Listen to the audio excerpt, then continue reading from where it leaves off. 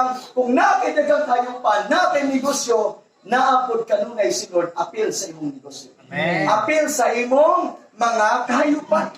Before ka mato sa imong babuyan, magpasalamat di kasino. Dili lang na Domingo nga rason.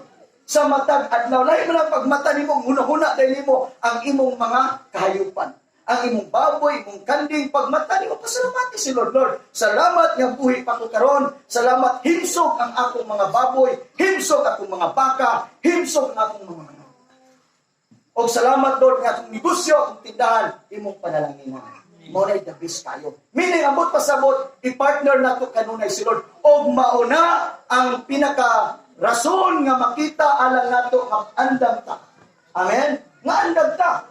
Kay imong gi-recognize si Lord ang iyang ownership sa imong livestock o sa imong mga businesses. Amen. Pero kung himuon na ito kanunay rason ang atong negosyo, ang atong panginabuhian, or even ang atong mga livestock, tungod kay mas bugat na nimo. Knowing na si God mo ay pinaka-source sa tanan. Amen? Managitawag na ito siya, Abba means source and sustainer. Siya ang atong Abba, si God. Siya ang pinaka-source sa panalangin. Kaya kung dito na sa panalangin, ang imong attention, ang imong focus, nung nga anytime, walay taong makabalibad kung ang Diyos lukuha ini.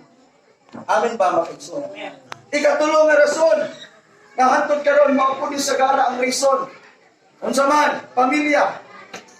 E sa tingnan sa doon, di ko kaadto kay bago kong kasal. Oy.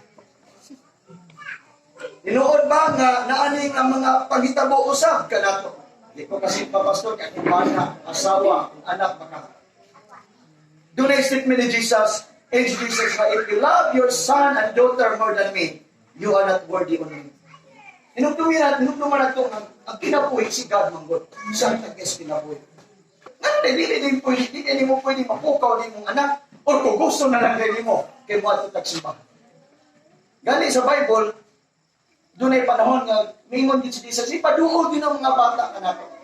Nasuko ang mga tinunan kay siguro crowded kayo, saba kayo, pero mingon si Jesus, ipaduol yun ka nato ang inyong mga anak. Kaya panalanginan sa Ginoo. Ilit si Jesus. Kaya ang gingharian sa langit, sama sa pagdawat sa bata. Siyempre sa kinsa nga di mo dawat nini, dili ka sulod sa gingharian sa Diyos. Nga naman, ang bata wala may buot. Ang logic niya mo ni. Ang bata, kung di mo na dadun kay Kristo, kay Jesus, di po na makailas Ginoo. Amen? Accountable ta, responsibilidad po na nimo ng imong anak, dadun mo na sa Ginoo. Unya ka na, gihulaboy na sa Ginoo. Bisan ka nato mga hamtong. So ang bata, dadun na